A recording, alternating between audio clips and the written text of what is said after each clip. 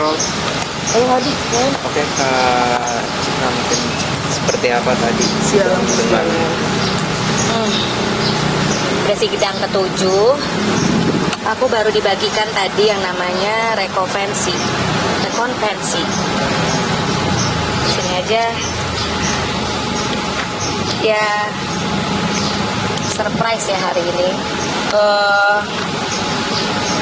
Pihak tergugat itu menolak semua gugatan. Jadi sekarang tuh dia menyatakan bahwa mau bercerai, ya. Tapi di sini di rekompensinya Kak Indra menyatakan menghukum aku untuk mengembalikan mahar ke dia. Padahal kan faktanya mahar saya yang dicuri tanpa izin. Ya curi kan, masa izin sih.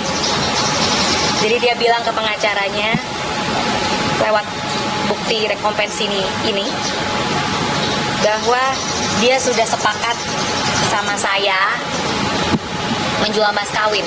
Padahal kenyataannya dia mencuri mas kawin, seperti yang bukti video yang pernah saya upload di IG. Malah dia yang meminta saya bayar mahar.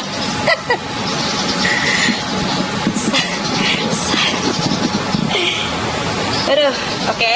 Dan kedua, Indra menghukum saya mengembalikan uang DP rumah sebesar 410.442.400.000 ditambah angsuran pembayaran kredit yang sudah terbayar 41 kali 12,886 sejumlah 528 juta. Jadi saya disuruh bayar Indra 938 juta, kawan-kawan.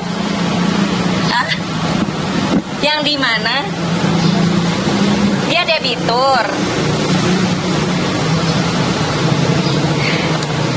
Dan ketika bayar rumah, dia meminta tolong saya untuk dibantu bayar rumah. Berarti saya menyetorkan ke rekening dia dong untuk membayarkan. Berarti itu uang saya. Terus saya suruh balikin lagi ke dia. Jadi dia menggugat saya 938.802.799. Dan dalam kompensi dia menghukum saya untuk membayar segala biaya yang timbul akibat perkara ini. Bingung nggak? Ya, aku nggak ngerti. Nah, kenapa baru dijawab sekarang? Kenapa baru dibuat rekompensi ini? Kenapa nggak dari sidang keempat kemarin? Kalau dia mau gugat ini, yang saya tahu sebagai rakyat Indonesia yang baik, ikut dong mediasi, ya. Rekompensi ini harusnya dia gugat dong. Jadi dia menyalahkan media kenapa memviralkan dia. Jadi saya harus ganti rugi. Bingung nggak? Saya bingung sih sama Indra, jujur. Bingung. Sama pengadilan agama juga bingung.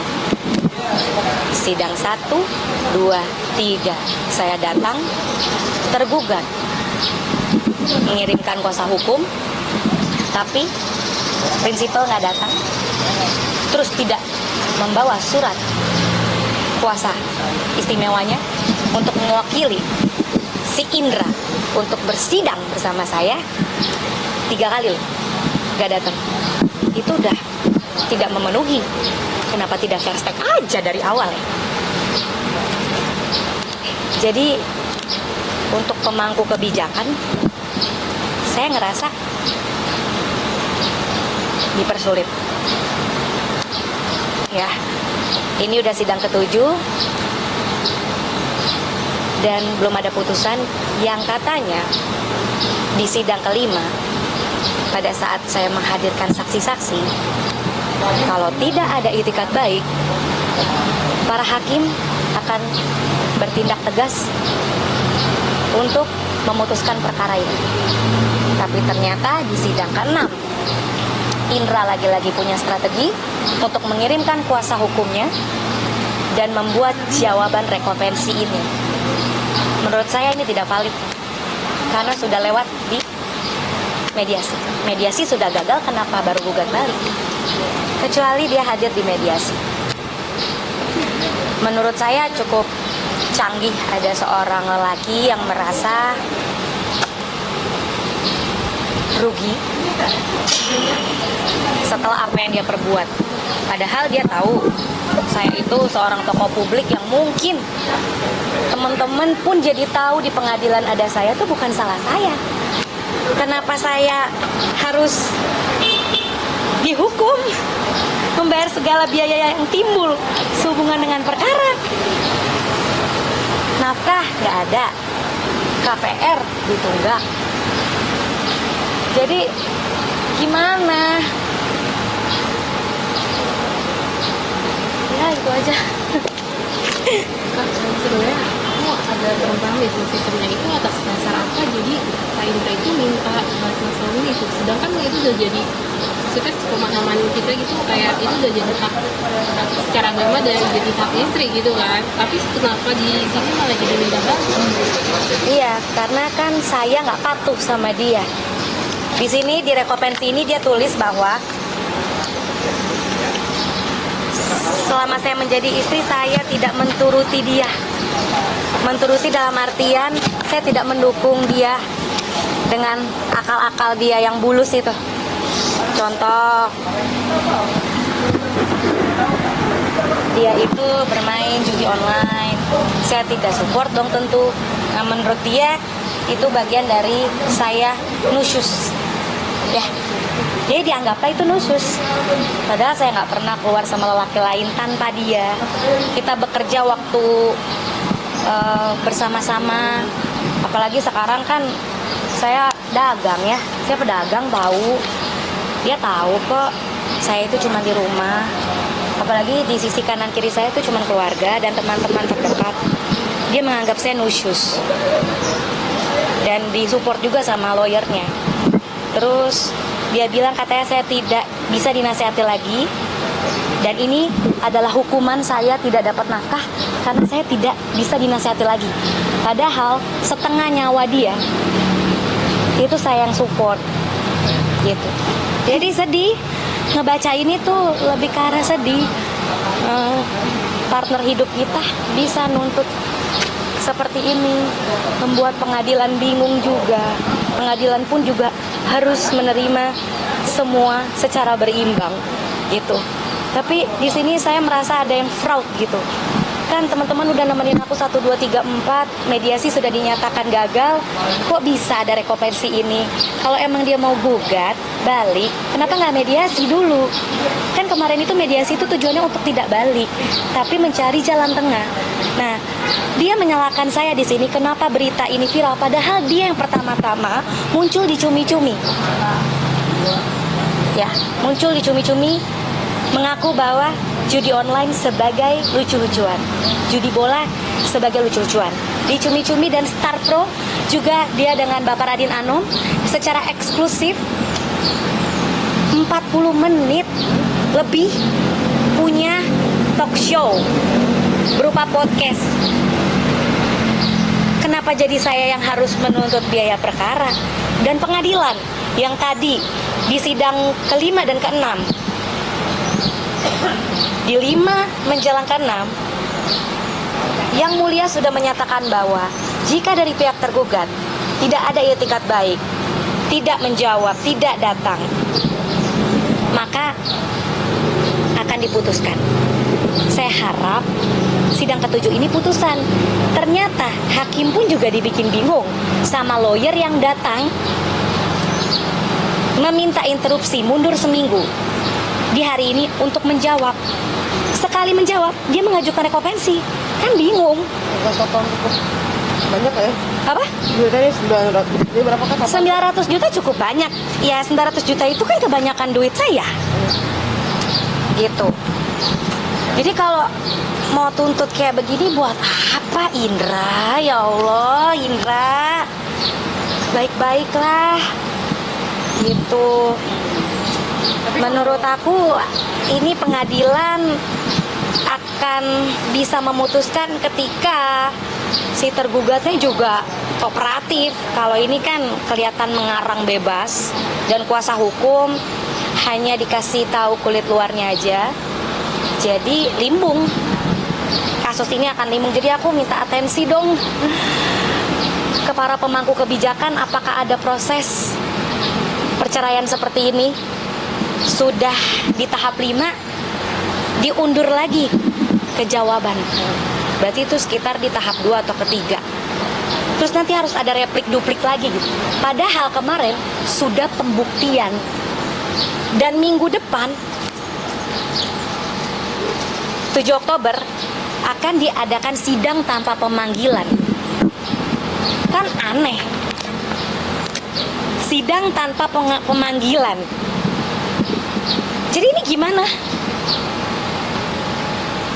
Ya, pemirsa bisa ini sendiri deh. Bisa menilai sendiri. Aku bingung. Jujur aku bingung. Kalau tanggapan dari majelis hakim sendiri dengan adanya tadi surat itu gimana sih Kak? Aku tadi sempat harus menenangkan diri dulu karena tadi aku pecah nangis di dalam aku. Aku bukan masalah nominalnya. Kok bisa? Pasangan yang dulu saya banggakan, saya support, bisa seperti ini. Jadi lebih kayak akhirnya pecah tangisku membayangkan anak sih tuh. Jadi kayak diputar-putar juga sama proses pengadilan ini, kayak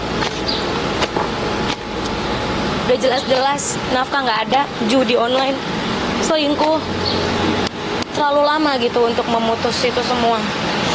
Dan kayaknya lawyer juga akhirnya juga udah tahu. Lawyer tadi kayak, Bu Cika, kami cuman kerja, kami cuman melakukan yang terbaik untuk Pak Indra mungkin. Cuman aku tadi ngomong sama pengacaranya, andai bapak punya anak perempuan, jangan sampai dapat menantu seperti Indra. Ini terbukti bahwa dia menjadikan istri sebagai ATM bersama ya ini. Jadi ya mungkin dari tuntutan dia ini diharapkan dia bisa memeras aku sekeluarga, berbagi dengan lawyernya, berbagi dengan perempuan-perempuan yang dia jajanin. Akhirnya saya nangis juga gitu, gemeter saya. Ya tapi ya udahlah. Ya pengadilan memang begini. Aku ngerasa ada yang aneh di pengadilan. Kayak ada yang fraud gitu. Janji dia di sidang ke-6 tidak memasukkan tergugat, ternyata dimasukin. Sempat mempertanyakan keamanan itu ke pihak dan responnya seperti apa? Ya,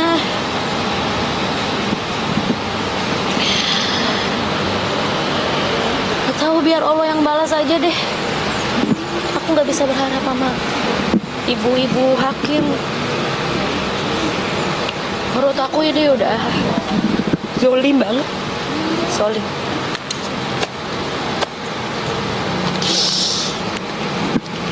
Ngeliat dinominalin semua tuh kayak, oh ternyata 9 tahun dia sama aku tuh.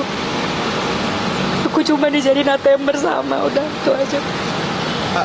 Maaf, saya boleh masuk gak? Untuk Indra, lu kan cowok, ya, tanggung jawab, pakai otak, ya, jangan minta duit DP rumah ke kakak gua, ngerti nggak? Ya, ngerti nggak? Ya, untuk pengacaranya, ya, inget, mak saya bukan buat gaduh, ya.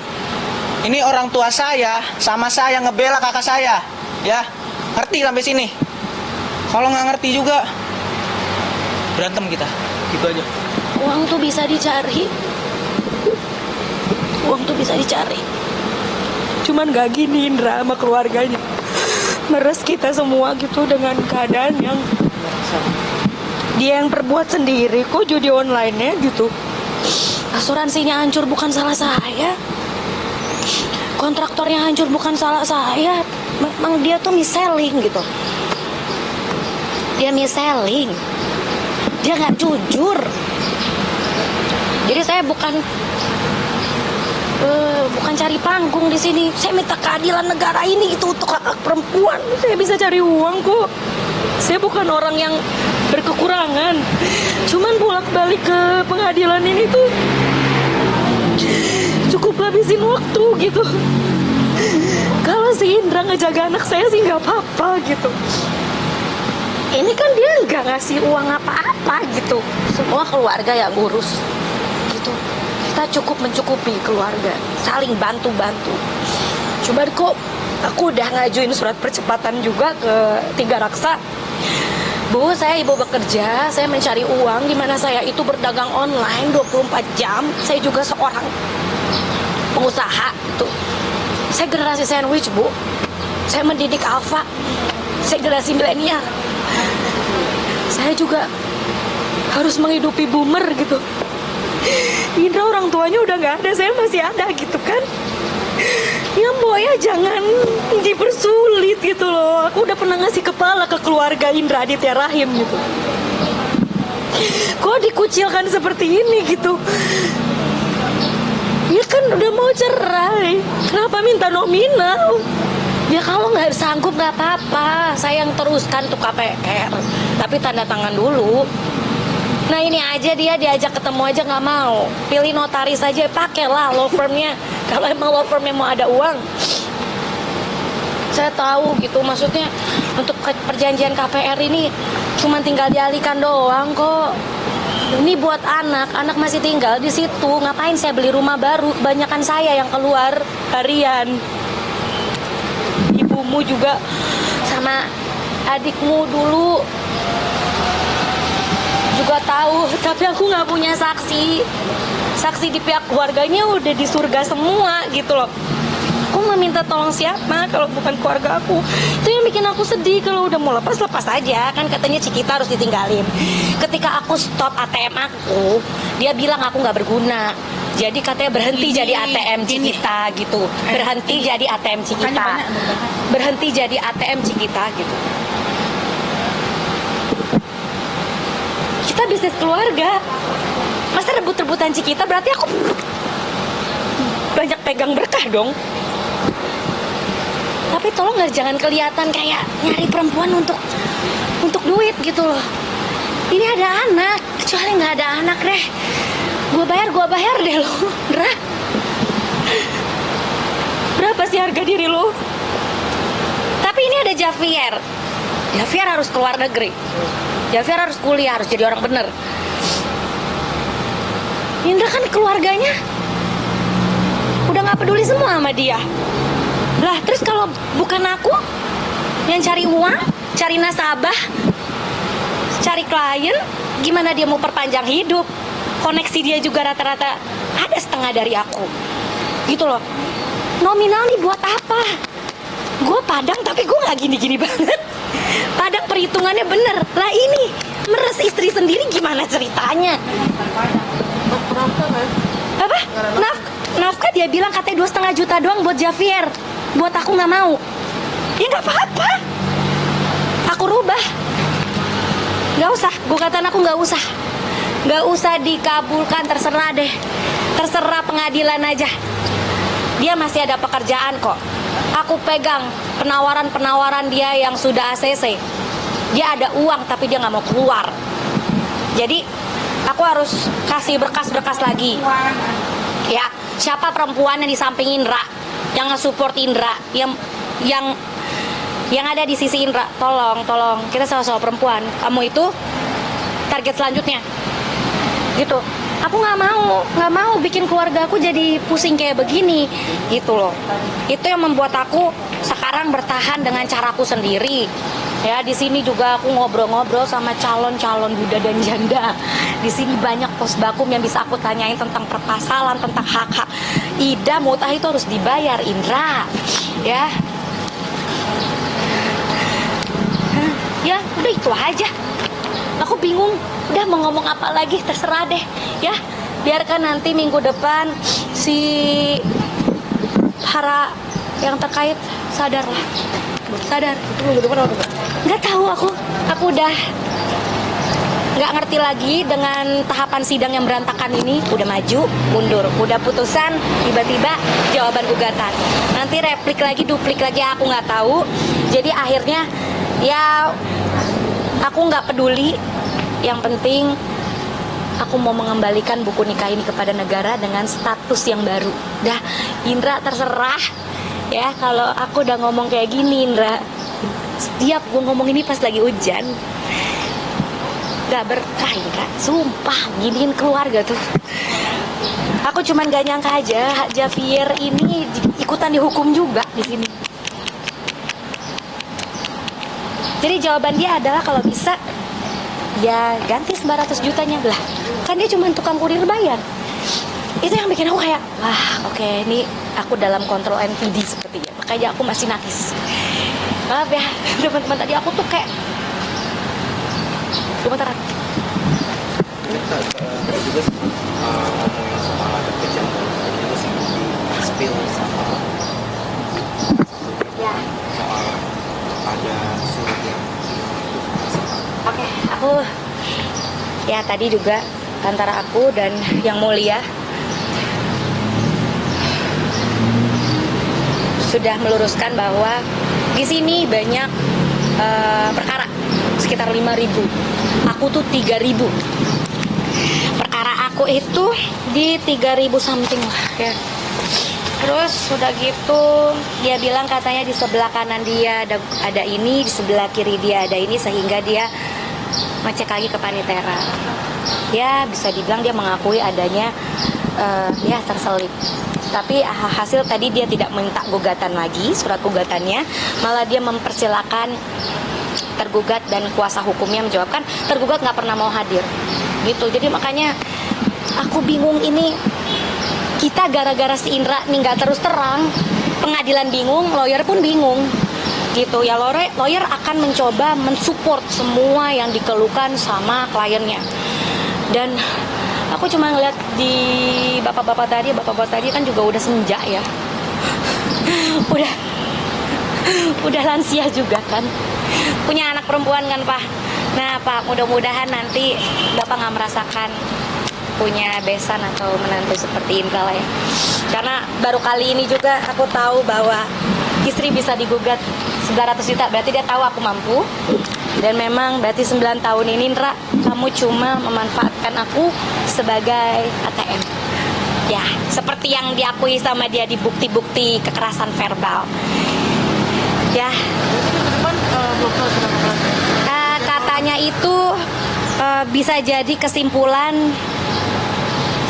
minggu depan itu kesimpulan, terus nanti seminggu lagi putusan.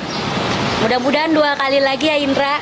Habis itu aku tidak akan, ya aku kan sama tergugat kan juga udah nggak hubungan lagi, lebih tenang gitu. Tapi baca ini kepikiran Javier, anakku kasihan banget, si lucu itu bapaknya kayak gitu. Kalau sama aku doang nggak apa-apa, tapi jangan sama Javier. Dari tadi aku juga Al-Fatihah juga ke almarhum ya, ke mama ada iparku. Di ruang sidang ini aku berharap mudah-mudahan dia bisa nyaksiin ya, walaupun ya mama sama almarhum Nadira tuh paling tahu lah bagaimana bejatnya seorang Indra kalau lagi iseng nakal terhadap aku. Di sini dibalik aku yang khusus ceritanya. Dia lagi bingung cari titik hitam aku di mana. Yang kedua lagi adalah udahlah pengadilan. Kita sebagai rakyat Indonesia yang baik udah ikut tahapan. Sebenarnya kan harusnya bisa first take kemarin ya, gitu. Tapi kok mundur lagi. Jadi tolong, saya benar-benar hormat sama pemangku kebijakan di negara ini. Tolonglah hak-hak perempuan ya. Gitu. Aku akhirnya nangis juga. Ya. Itu aku kepikiran Javier guys. Aku harus jemput anak aku dan menjalani hidup. Aku nggak takut sama hal apapun. Cuma pesan aja sama Ida, jangan terlalu jahat jadi orang. Jangan terlalu jahat jadi orang. Dah, itu aja. Iya. Berarti dari semua tuh akan kemana nanti? Aku nggak tahu, Beb. Jujur aku nggak tahu. Aku lihat minggu depan aja kesimpulannya gimana. Ya buat Bapak Radin Anom, Pak Fajar, Pak Arifin, Pak Yofnedi. Udahlah Pak. Nggak lucu kau bela orang mafia seperti itu, manipulator seperti itu. Anda punya anak-anak perempuan. Ya. Dah ya. Makasih Kak. Baik. Gue balik dulu Bapak ya. Ya, nggak apa Kak. Makasih ya.